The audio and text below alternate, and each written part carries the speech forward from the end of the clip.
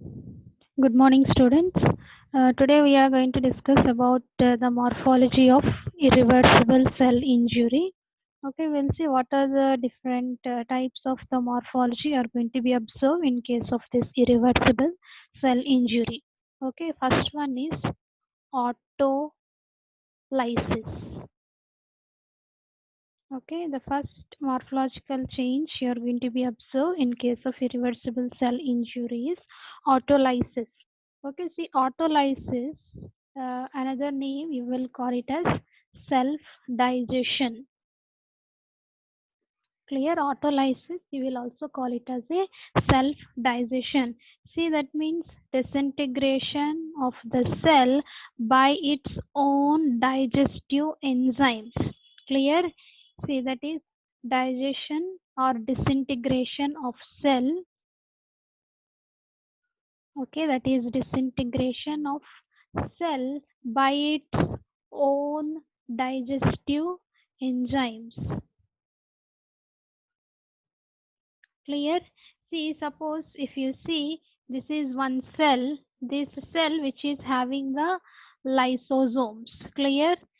This is one cell, inside the cell you are having this lysosomes. Clear? See, these lysosomes are liberated. See, once these lysosomes are liberated outside from the cell, okay, these lysosomes itself, okay, that is going to be digest the cell. Okay, that you will call it as a autolysis. Is it clear what is meant by this autolysis? You will call it as a self digestion, or it is a disintegration of the cell by its own digestive enzymes.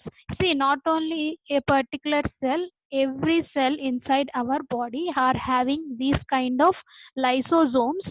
See, once these lysosomes are released, then what happens? The same lysosomes is able to digest its own cell. Okay, that you will call it as a self digestion. Clear? And next, if you see, generally in a living body, suppose in a living body this is a cell, whenever there is an autolysis, how you are going to be observed in case a normal, in case of normal living organism. So this is surrounded by small inflammatory cells. Definitely this will be surrounded by the inflammatory cells. Why? Because there is a damage to the cell, so this cell is surrounded by the inflammatory cells. This is in case of the living human body, you are going to be observe these condition in case of the autolysis. But in case of post mortem reports, clear? See, that is in case of post mortem. See, what is meant by this post mortem? See, this means after death. Okay, after death, if you are observing this cell is not surrounded by this kind of inflammatory cells. Clear? This autolysis in case of post mortem, if you observe, which is not at all surrounded by these kind of inflammatory cells. And if you see these hydrolytic enzymes, okay, these lysosomes, see, which is having this hydrolytic enzymes, that hydrolytic enzymes are very rich in case of pancreas as well as in case of gastric mucosa. Clear? See, in these areas, these hydrolytic enzymes are very rich. That is in case of pancreas and in case of the gastric mucosa. Clear? And intermediate amount. Okay, intermediate amount of these hydrolytic enzymes will be present in case of heart, okay, liver and kidneys. Clear? And next one is very low quantity of these hydrolytic enzymes will be present in case of fibrous tissue. Okay, this all regarding the autolysis. And if you see, mainly this is eosinophilic cytoplasm. Clear? Mainly these are going to be stained with eosinophilic dyes. Clear? That means eosinophilic cytoplasm. Mainly the cytoplasm of the cell is going to be stained with the help of this eosinophilic dyes. Clear? See, with the help of this eosinophilic dye also, you can identify this autolytic cell. Okay, this all regarding the autolysis. You will also call it as a self-digestion. Okay, next we'll see regarding the next morphological feature, that is necrosis.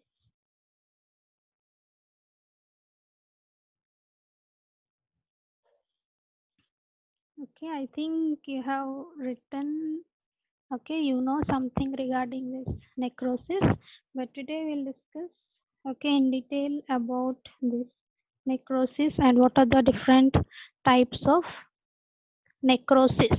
Okay, the second thing is necrosis. If you see this necrosis, you will call it as a localized area of death of tissue. This you will call it as localized area of death of tissue. Clear? See, not a one cell here, a tissue death. Okay, you will call it as a necrosis. Okay, localized area of death of the tissue, you will call it as a necrosis. See, whenever there is a death of the tissue, see what happens? The hydrolytic enzymes, okay, the hydrolytic enzymes are going to be released. We had seen previously. Okay, these hydrolytic enzymes that are going to be leads to the degradation of the tissue completely. Okay, leads to the degradation of the tissues. Clear? See, this is a simple definition regarding this necrosis.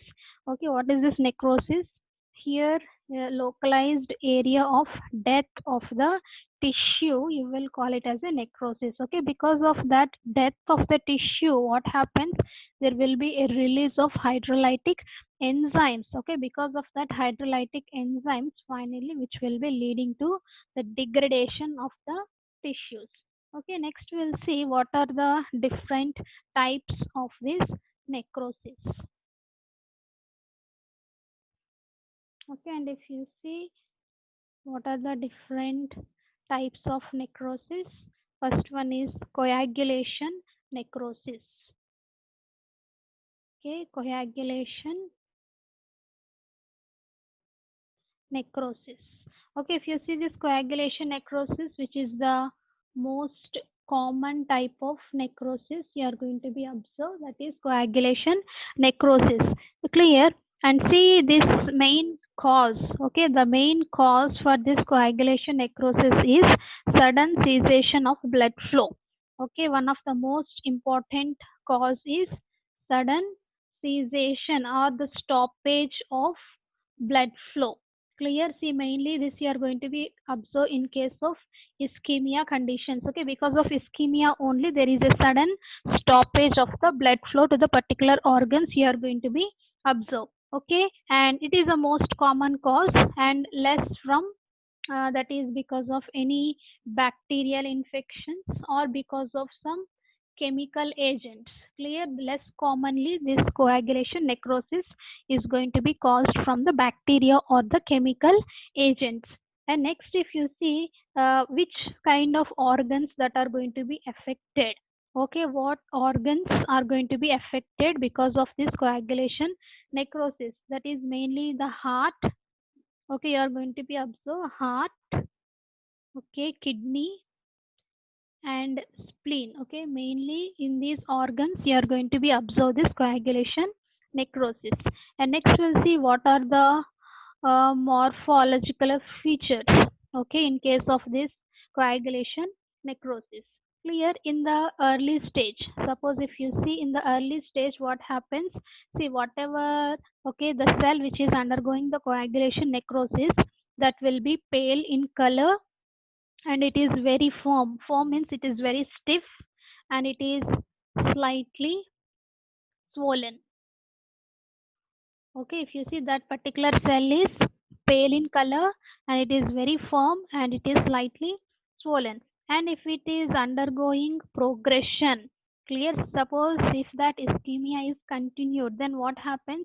The same cell will convert into yellowish color and which will become very softer and shrunken. Okay, the types will be softer and it will be shrunken. Clear?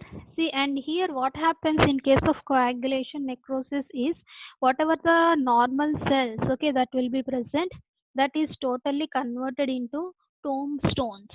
Okay, what is this tombstones? I think you know what is the meaning of this tombstones. Clear? See, that means in the graveyards you are having those tombstones. Okay, what is meant by these tombstones? Just we are having one stone, that's it, but inside that stone nothing will be present. Clear? See, here also the normal cell will be converted into the tombstones. See, here tombstone means outline cells are retained. Suppose if it is a cell, only this outline cells will be retained, but inside contents will be lost. Okay, whatever the contents that will be present inside, all will be lost. Okay, this we will call it as a tombstones. Clear? In case of coagulation necrosis, you are going to be observe this tombstones. Okay, this is also one of the morphological features in case of this coagulation necrosis. Clear? This tombstone means only the outline cells will be retained, but whatever the organelles and the cytoplasm that will be present, everything will be lost. Okay, that you will call it as a tombstones. Okay, this is regarding the coagulation necrosis. And next one is liquefaction necrosis. Okay, next type of necrosis we will call it as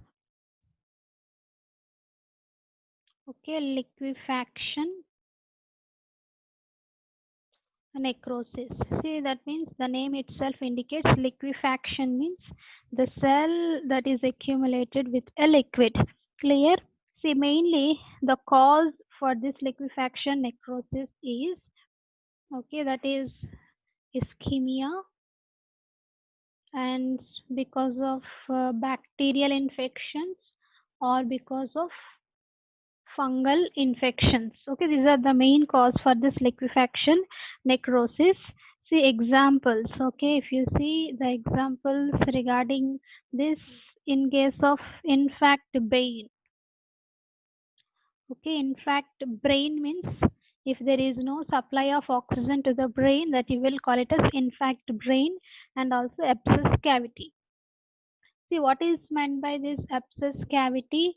That is fluid filled cavities. Okay, the fluid filled cavity. Suppose if any organ, if there is a fluid is going to be accumulated, that area will be swollen in nature. Is it clear? See, that abscess cavity and infarct brains are the best examples for this liquefaction necrosis. And next we'll see what are the morphological features. Okay, you are going to be observed here. See, the area will be very soft. See, wherever there will be fluid accumulation, that area will be very soft with liquid at the center. Is it clear? Liquid at the center and contains, okay, at the center, which will be containing all the necrotic debris. Okay, after the degradation of the cell. Clear? Necrosis, what happens, or whatever the waste material, that you will call it as necrotic debris. Okay, this necrotic debris will be present at the center of the cell along with this liquid. Clear? See, next what happens later on, a cyst wall is going to be formed.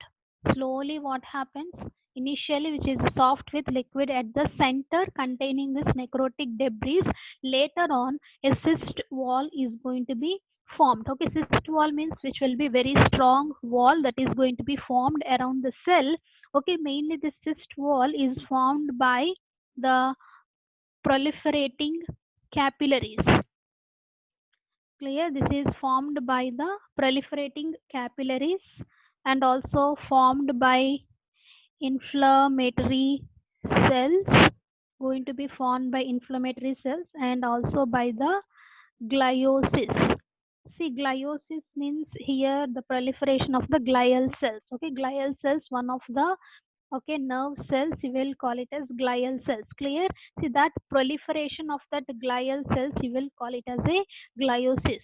Okay, mainly by these three things, the cyst wall is going to be formed around this liquefaction necrosis. Is it clear?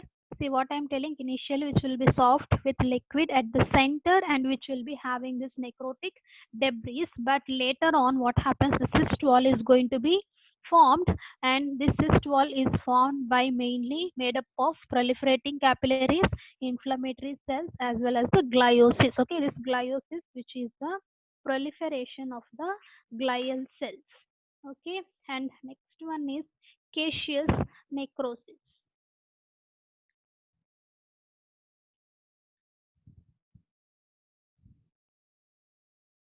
Okay, next one is caseous necrosis. Okay, if you see this caseous necrosis, see mainly this type of necrosis you are going to be found in case of tubercular infections. In case of tubercular infections caused by the Mycobacterium tuberculosis. Clear? See here what happens, mainly which morphology, if it has both the features of coagulation and liquefaction necrosis. Okay, both the coagulation and liquefaction necrosis. That means whatever the features we have observed in case of coagulation and liquefaction, that will be observed in case of this caseous necrosis. Clear? And here if you see regarding the morphology, okay, we have seen the cause, that is Mycobacterium tuberculosis. Okay, because of bacterial infections there will be a development of this caseous necrosis. And next we'll see the morphological feature which will be resembling like a dry cheese. Okay, you know how the cheese will be. Clear?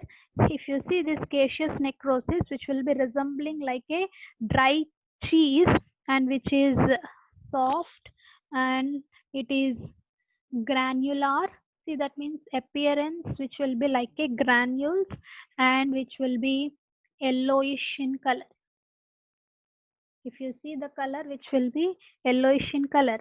Okay, see, and all these things, dry cheese, soft and granular and yellowish. Okay, all this is mainly because of the lipopolysaccharides that are present in the capsid, mainly present in the capsid of Mycobacterium tuberculosis bacteria. Clear? Once because of this bacteria, okay, which will be infecting any cell, okay, this because of this lipopolysaccharides which will be leading to dry cheese, soft granular and yellowish in color. Clear? And if you see, it is structureless. Mainly if you see, there is no particular structure for this, which is structureless, and it is eosinophilic. Okay, it is also stains with the eosinophilic and mainly which will be containing the granular debris. Okay, this is regarding the caseous necrosis. Caseous necrosis means, you remember this, we are going to be observed in case of the tubercular infections. Okay, when we are discussing in detail regarding the pathogenesis, okay, of this tuberculosis, there you can understand in detail about this caseous necrosis. Clear? But simply you remember caseous necrosis observed in case of the tubercular infection, which is a combination of both coagulation and liquefaction necrosis. Okay, and if you see the morphological features which will be resembles like a dry cheese and which will be soft, granular and yellowish in color. Okay, all these things is mainly because of the lipopolysaccharides that are present in the capsid of Mycobacterium tuberculosis. And if you see, which is structureless and which will be stains with the eosinophilic dyes and which will be containing the granular debris. And next one is fat necrosis.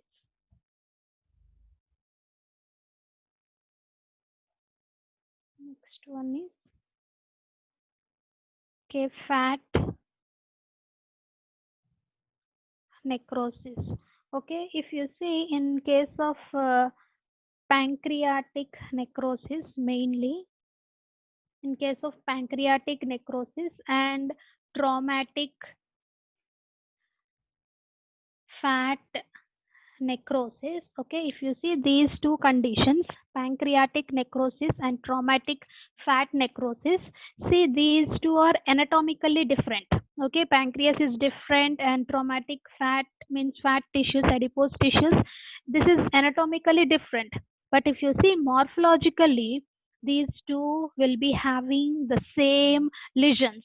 Okay, morphologically, which is having the same lesions regarding this fat necrosis. Clear? See what I am going to convey to you people is here in case of pancreatic necrosis and in case of traumatic fat necrosis. Okay, in these two conditions, if you see, this is anatomically totally different, these two things. But if you see here morphologically, these two having the same lesions. Suppose if you see in case of pancreas, see what happens. Suppose this is one injured cell, pancreatic cell. From this, that is pancreatic lipase is going to be released. Clear? Whenever there is an injury, then what happens? Pancreatic lipase, okay, that is going to be released. See, this will be leading to the necrosis of the pancreas. Okay, that you will call it as pancreatic necrosis.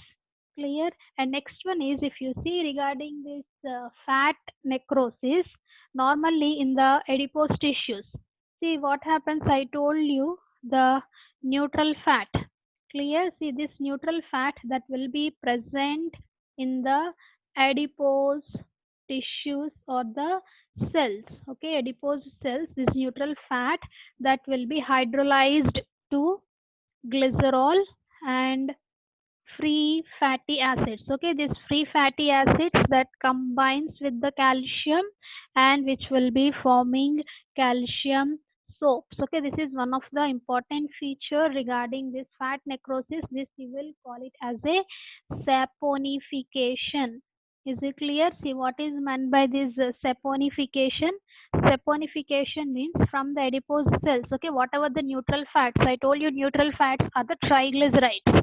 Okay, that will be hydrolyzed to glycerol and the free fatty acids, and this free fatty acids combines with the calcium, it is forming a calcium soap that you will call it as a saponification.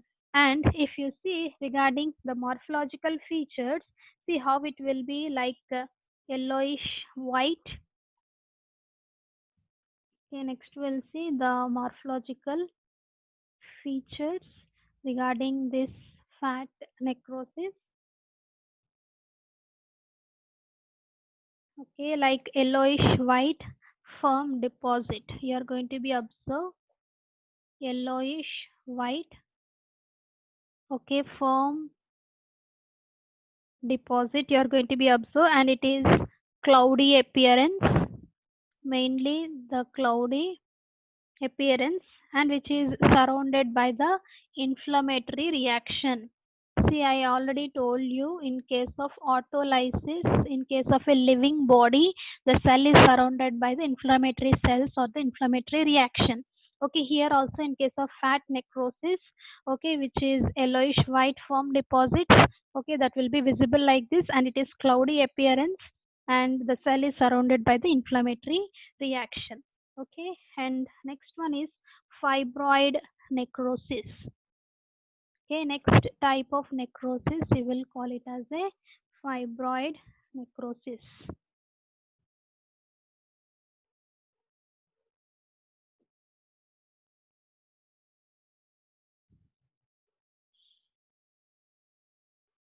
Okay, this fibroid necrosis, deposition of fibrin-like material. Okay, this we will call it as deposition of, okay, mainly the fibrin-like material, but not fibrin. Okay, deposition of fibrin-like material, but which is having the same staining properties of the fibrin. Same, okay, staining properties of fibrin.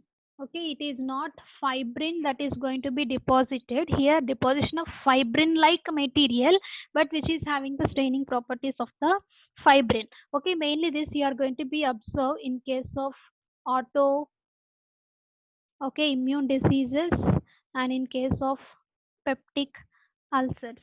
Clear? And if you see the morphological features for this, it is brightly eosinophilic. See, that means very brightly, which is going to be stains with this eosinophilic dyes, and it is hyaline like deposition you are going to be observe here. Okay, hyaline, that is glassy appearance. Okay, the hyaline deposition you are going to be observed in case of the vessel wall. And sometimes what happens because of local hemorrhage.